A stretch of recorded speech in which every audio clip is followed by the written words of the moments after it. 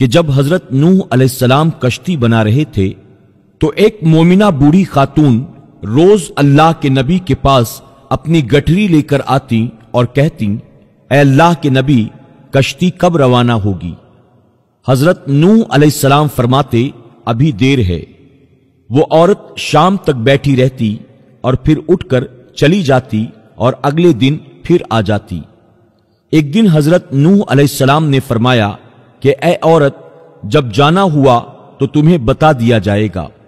وہ عورت واپس چلی گئی اور انتظار کرنے لگی کہ کب نوح علیہ السلام بلائیں گے۔ اسی دوران عذاب آیا اور کشتی روانہ ہو گئی، لیکن حضرت نوح علیہ السلام نے اس عورت کو نہ بلایا۔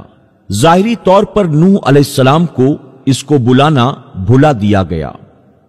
طوفان نے پوری دنیا میں ہر طرف تباہی مچا دی، اور جو بھی اس کشتی میں موجود تھا بس وہی زندہ رہا۔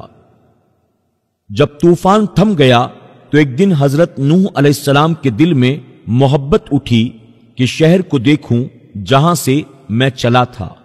جب وہاں آئے اور قریب جا کر دیکھا تو ایک جھوپڑی میں دیا جل رہا تھا۔ حضرت نوح علیہ السلام یہ دیکھ کر چونک گئے کہ روئے زمین پر کوئی ایسا گھر بھی ہے کہ اتنے عظیم طوفان کے بعد بھی جس میں چراغ جل رہا ہے۔ انہوں نے وہاں تکبیر بلند کی۔ وہ عورت سامان لے کر باہر آ گئی اور کہنے لگی، یا نبی اللہ، کیا کشتی تیار ہے؟ چلیں۔ حضرت نوح علیہ السلام نے حیرت سے اس کو دیکھا اور فرمایا، رکو، کیا تمہیں کچھ بھی پتا نہیں چلا؟ وہ کہنے لگی، یا نبی اللہ، کیا نہیں پتا چلا؟ آپ نے فرمایا، اتنا بڑا سیلاب آیا، بارش ہوئی، کیا تمہیں کچھ بھی پتا نہیں چلا؟ بڑھیا کہنے لگی، یا نبی اللہ، بس ایک دن بادل گرجے تھے اور کچھ ہلکی سی پھوہار پڑی تھی۔ حضرت نوح علیہ السلام حیران ہو کر آسمان کی طرف دیکھنے لگے اور کہا، میرے اللہ، یہ کیا ماجرا ہے؟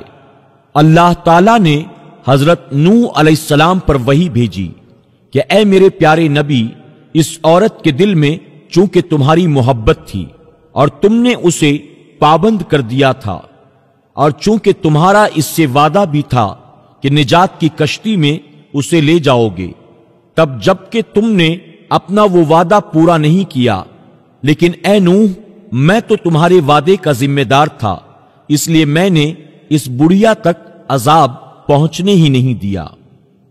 حضرت سجاد رحمت اللہ تعالی علیہ نے اپنے پاس بیٹھے لوگوں سے فرمایا، اے مومنو، یہ حدیث قیامت تک کے مومنوں تک پہنچانا تم پر واجب ہے۔